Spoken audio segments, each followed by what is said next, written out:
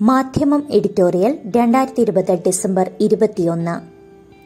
സർക്കാർ ഓഫീസുകളും വ്യാപാര സമുച്ചയങ്ങളും പൊതുപരിപാടികളും തൊട്ട് തിരഞ്ഞെടുപ്പ് വരെ കോവിഡ് മാനദണ്ഡപ്രകാരം നടത്തപ്പെടുമ്പോൾ ഈ രോഗമുന്നയിച്ച് പാർലമെന്റ് സമ്മേളനം മാറ്റിവെക്കുന്നത് ഒട്ടനേകം പ്രശ്നങ്ങൾ മറച്ചുവെക്കാനുള്ള കേന്ദ്ര സർക്കാരിന്റെ ശ്രമമാണെന്ന് ചൂണ്ടിക്കാട്ടുകയാണ് ഇന്നത്തെ എഡിറ്റോറിയൽ. മഹാമാരി എന്ന വലിയ മറ.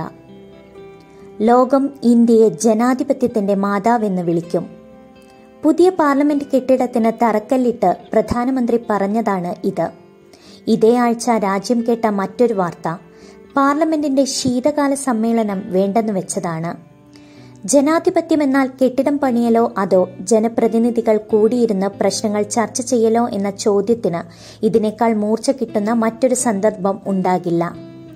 കെട്ടിടത്തെ ചൊല്ലി പ്രധാനമന്ത്രി ഊറ്റത്തോടെ പ്രസംഗിക്കുകയായിരുന്നെങ്കിൽ സഭകൾ ചേരില്ലെന്ന വിവരം പാർലമെന്ററി കാര്യമന്ത്രി പ്രഹ്ലാദ് ജോഷി കോൺഗ്രസിന്റെ ലോക്സഭാ നേതാവ് അധീർ രഞ്ജൻ ചൌധരിയെ കത്തുവഴി അറിയിക്കുകയായിരുന്നു. കർഷക പ്രക്ഷോഭം ചർച്ച ചെയ്യാൻ പ്രത്യേക ശീതകാല സമ്മേളനം ചേരണമെന്നാവശ്യപ്പെട്ട് ചൌധരി അയച്ച കത്തിനുള്ള മറുപടിയായിരുന്നു അത്. ശീതകാല സമ്മേളനം ഉപേക്ഷിക്കുമെന്നും ജനുവരിയിൽ ബജറ്റ് സമ്മേളനമാണ് ഇനി നടക്കുകയെന്നും പറഞ്ഞ് മന്ത്രി ചൂണ്ടിക്കാട്ടിയ കാരണം കോവിഡ്-19 മഹാമാരിയാണ്. രാഷ്ട്രീയ കക്ഷി നേതാക്കളുമായി ആലോചിച്ചെന്നും മിക്ക നേതാക്കളും കോവിഡ് ഭീഷണിയുള്ളതിനാൽ സമ്മേളനം വേണ്ടെന്ന് അഭിപ്രായപ്പെട്ടെന്നും കൂടി മന്ത്രി അവകാശപ്പെട്ടു. ഇത് ശരിയല്ലെന്നാണ് ഭൂരിപക്ഷം കക്ഷി നേതാക്കളും പ്രതികരിച്ചത്. രാജ്യസഭയിലെ പ്രതിപക്ഷ നേതാവ് ഗുലാം നബി ആസാദ്, ചീഫ് വിപ്പ് ജയറാം രമേശ്, എൻസിപിയുടെയും ശിവസേനയുടെയും വക്താക്കൾ തുടങ്ങി ഒട്ടനേകം നേതാക്കൾ പറയുന്നത് തങ്ങളോട് ആലോചിച്ചിട്ടേ ഇല്ലെന്നാണ്. അപ്പോൾ തീരുമാനം ഏറെക്കുറെ ഏകപക്ഷീയമായിരുന്നു എന്നാണ് വ്യക്തമാകുന്നത്. പാർലമെന്റിൽ ചർച്ച ഒഴിവാക്കണമെന്ന് കേന്ദ്ര സർക്കാർ ആഗ്രഹിക്കുന്ന ഒട്ടനേകം പ്രശ്നങ്ങൾ കോവിഡിനേക്കാൾ രൂക്ഷമായിക്കൊണ്ടിരിക്കെ മഹാമാരി ഒരു സൗകര്യപ്രദമായ മറയാക്കുകയാണ് ചെയ്തിരിക്കുന്നത്. മറ്റു പലതിനും കേന്ദ്ര സർക്കാരോ ഭരണപക്ഷ നേതാക്കളോ കോവിഡിനെ തടസ്സമായി കാണുന്നില്ലെന്നതിൽ നിന്നു തന്നെ ഈ അവസരവാദം തെളിഞ്ഞു കാണാം. മഹാരാഷ്ട്ര സർക്കാർ അസംബ്ലിയുടെ ശീതകാല സമ്മേളനം വെട്ടിച്ചുരുക്കാൻ ആലോചിച്ചപ്പോഴേക്കും ഫഡ്നാവിസ് അടക്കമുള്ള നേതാക്കൾ ശക്തമായി എതിർക്കുകയായിരുന്നല്ലോ. കോവിഡിന്റെ തുടക്കത്തിലാണ് പാർലമെന്റിന്റെ ബജറ്റ് സമ്മേളനം നടന്നത്. മഹാമാരിയുടെ മൂർധന്യത്തിലാണ് മൺസൂൺ സമ്മേളനം നടന്നത്. രണ്ടും 8 ദിവസം വീതം വെട്ടിച്ചുരുക്കിയെന്നു മാത്രം. അന്നേ സർക്കാരിന് അതിലെ സൗകര്യം ബോധ്യപ്പെട്ടു കാണണം.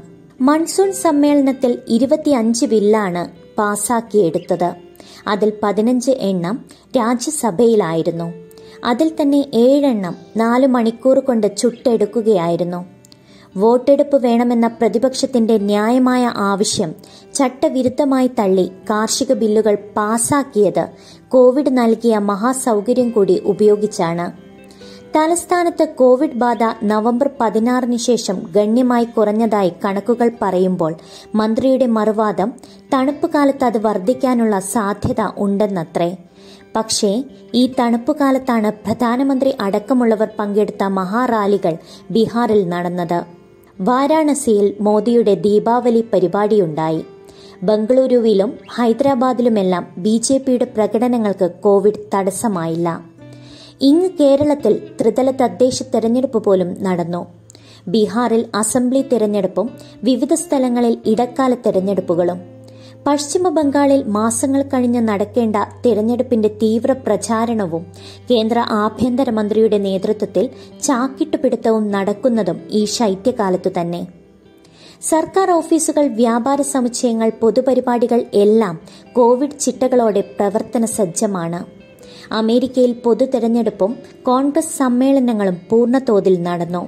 മറ്റു പല രാജ്യങ്ങളിലും അങ്ങനെ തന്നെ.